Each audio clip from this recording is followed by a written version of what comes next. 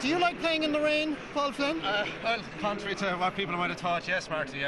Like today's the surface, there'll be a little bit of dew on it, bit of water, and the ball will skid off it and won't bounce as high. So some backs might come charging out and anticipate a high bounce, and if you were lucky enough they might miss one and get in behind them. So conditions may have a bear on it. Skillful players wouldn't mind the wet conditions. Well, that's what I'm saying, David. Who do you think this is going to affect the most, lads? Do you think it's going to affect Tipperary most? I don't think it's going to affect both teams as equally, Marty. I suppose the only thing is it's going to we're not going to have the same free-flowing game as last year, possibly. Both teams haven't been accustomed to training or playing in these kind of conditions. So, but again, it's the same for both teams. That's the most important thing. It just might take away from the game a small bit. Do you think Tipperary are going to come up with some sort of an ingenious plan that's to deprive Kilkenny possession? I don't think so, Marty. I think basically, Tipperary have enough good players, to go their own way about things. I think if Tipperary can score from out the field, maybe midfield and half forward, and like they did against Waterford, and get a few points from out the field, I think that's one way maybe of getting near Kilkenny. I don't think they'll go third midfielder or 4.5 backline, whatever. I just think they need to move the ball quickly, really. And what do you see as the crucial battle, Declan? Because certainly from my point of view, I'm looking forward to the battle between the full back and the full forwards, respectively. Yeah, well, I mean, you look at Tipperary's full forward line and well, Kilkenny's, you just don't know. I suppose the same with Tipperary's. I think movement is the key for both teams. I think Tipperary demonstrated last day brilliant movement all over the forward line. Even Lara Corbett dropping back into the backs of time. We all know Kilkenny's movement and running in straight lines. It just depends on who gets onto the end of the breaks, and a break of a ball, a lucky break, as I say, is going to dictate this game today, I think. In a word, Tipperary or the 5 in a row for Kilkenny? Well, I've been Tip all year, so I'll stick with Tip. Good man, Declan. You? Oh, to keep my mother happy at home, I'll go with Kilkenny. All right, well, it's 50p here down the sideline. We look forward to a great All-Ireland final. Thank you very much for the moment, and this is Kilkenny arriving at the moment down under the Hogan stand here and getting ready for their big day. And Brian Cody, well, will this be the day of history for Brian Cody, for his selectors, and of course for his players?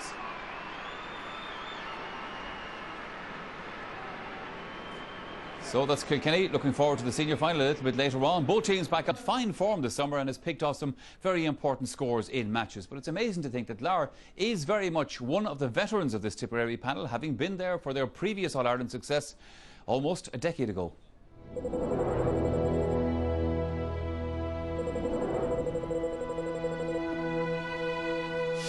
Well, I suppose I never really thought about playing county under 21 or county senior for Tipperary. Like, my love, just say, was playing the game, playing hurling. Now, whatever level that took me to, I was happy at that. I was delighted to be playing for Doris Oak, and I was delighted to be playing representing Thurles Sarsfields. And Lara Corbett with this latest effort, and he's put it over. It's like anything at all. You get lucky, you break in life, and I was lucky enough in 2001 to get a phone call from Nicky English, and that's really where it all started, and it's kind of a roller coaster since then, but really building, I suppose it's on confidence where a lot of it is built. I think an awful lot of people are expecting this big final that happened last year. Things mightn't go like that. You have to accept whatever is in front of us on the day, but there's one thing that we know, we are going to be 100% ready for it. You have to admire the way they went about things, that they got the opportunities, they took them on the day. We got a few opportunities, we didn't take them. So we're back now again, looking forward to having another crack at it again. I'm going to go with this very same belief as I did last year, that we can win. I found it very hard to deal with that defeat. I suppose maybe myself and maybe the panel included, we maybe did get a small bit complacent. The Cork did come out and catch us on the day. Our training is top class, our fitness is top class, the setup is top class, everything is top class. So when you tick all those boxes and everything is done right, you have to say to yourself, you have to give credit to the team that you're playing. So that day Cork came out and the bet is off the field. We had no excuses. They were by far the better team on the day, but the structures we had in place were perfect for us on the day. So you have to give credit where credit is due. I don't think that hurling has worked much on tactics, and only from an outsider looking in, I don't think Kilkenny do much on tactics either. I think that's all about intensity and how you apply yourself on the day. And I think that if everyone works hard, you do get your chances. And when you do lose matches, people are going to blame tactics, and when you win, people are going to say, oh, you got it right on the day. But first of all, I think that your work rate has to be up and how you apply yourself on the day, and that's really half the battle. Don't fear them, I don't fear anyone, but I admire class, and our class set up. In any sport, I think you have to admire class, And I think that's what they have, not only this year and last year, but they have it for the last number of years. But like, we're not going to fear anything. We're going up there, like, you know, there's going to be no pressure on Tipperary, and we're going up there to perform on the day. And we're going to give it 100%, and we're really looking forward to it.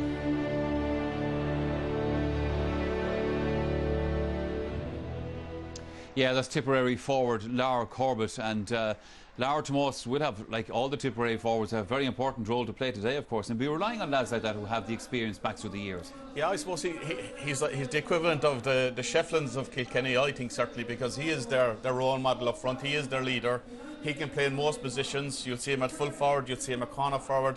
He'll get the odd stint as centre forward as well, and he has great vision. He's great hurling brain to bring other players into the game as well, by the little flicks and the little hand passes. But he's a great scoring forward as well. And when the need has been the greatest for Tipperary, Lara stood up and be counted, certainly, and he's a great man to get a goal for you as well. And I mean, you can see by his attitude there. I mean, the positiveness in it is if that's there within the dressing room and they can transform that into the field, you know, it's a great start for Tipperary. They need to forget about last year, forget about the referee and the decision in the end. They had that game in their grasp. They had the Liam McCarthy in their grasp 7 or 8 minutes from time, and they left it slip, barring any decision. So they need to just build on that, build on the positive, and come out exactly the same frame of mind that they were in last year.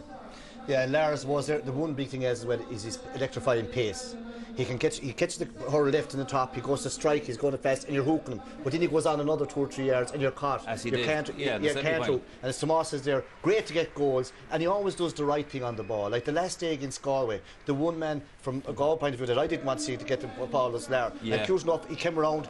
Not great on his left side, he's still at Joe, but he came around and eventually walked back on his right, and he's going to score these scores. And you'd imagine he's around a long time, and he is, but like you'd think he's older than he actually is. And he's so laid back, and he talks there about tactics. Like Liam Sheedy to me this year with Tipperary is kind of let them play hurling, freedom of hurling. Now they're going to be moving around anyway, and today, like as you said, Brian Coney kind of lets them play hurling as well, maybe kind of more structured in a sense. But like he is the leader of the pack at the moment, because the last day, even though Kelly got 2 goals, to me, as we've been talking before, he wasn't really fit the last day, not to his own standards, and it was Lara like that, you know, did the right things. And if he has a good game today, Tip of a great chance, and if he's taken out of the game, it's going to be a big loss to Tip. Sure. That's the vital thing there, because if you think last year when Seamus Cannon was going so well, Jackie Terrell paid him a visit earlier on. Now you would also be afraid today that somebody will pay Lara a visit very early on today. And what do you mean by visit, Peter? Explain that to us. Just a courtesy call. If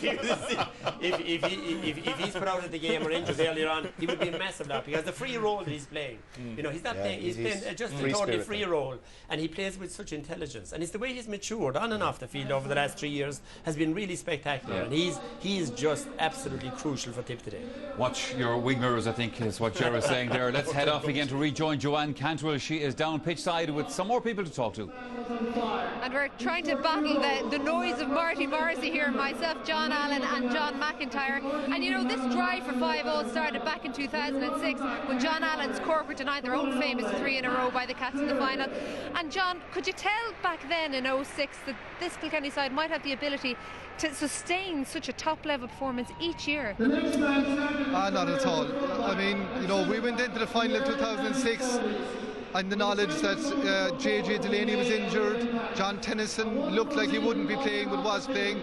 I thought the signs were right that we would win that final, you know, but I mean, Kilkenny, you know, just played in an intensity that day that they haven't let down since, you know, but certainly, I mean, you couldn't tell that they were going to be, you know, unequalled, unrivaled in the past 4 years, you know, but history will decide today whether they'll put another one onto it, but certainly back then there was no way of telling that they would be as awesome as they have become, you know. How does today's team compare with the team that lined out against you? Are they better? I would say they're better, yeah. I think the strength of their bench really, like, is everything, and when you see, I think it's 4 All-Stars they have on the bench, and Michael Rice not starting, and you know, their players obviously have become household names, and it's, you know, this team, awesome doesn't describe it, but we'll see today whether they'll take the next step. Well, John McIntyre, what about Tipperary, because your Galway side obviously played them after them having a dodgy start? Did they turn the corner against you, do you think? Very much so, Joanne, because there was this big question mark about Tipperary in tight matches. They'd come up short in a number of them over the past couple of years, so psychologically that was a huge breakthrough. To score the last 3 points in a thrilling game that looked to have slipped away from them. Certainly put them on the front foot going into the All-Ireland semi-final against Waterford. And I thought in that game, in the All-Ireland semi-final, there was a greater confidence and vibrancy about Tipperary, as though they've come through their crisis and they're a better team for it. And just very quickly, because your team played Kilkenny obviously as well, who genuinely is the better side, having seen them as an opposing manager? Well, we didn't play as well against Kilkenny as we did against Galway, against Tipperary. There are different reasons for that. But the big question is today, Brian Cody doesn't do sentiment. He's not a gambler like some other inter-county team hurling managers. And he seems to have taken a really big risk today with John Tennyson and Henry Shefflin. If the gamble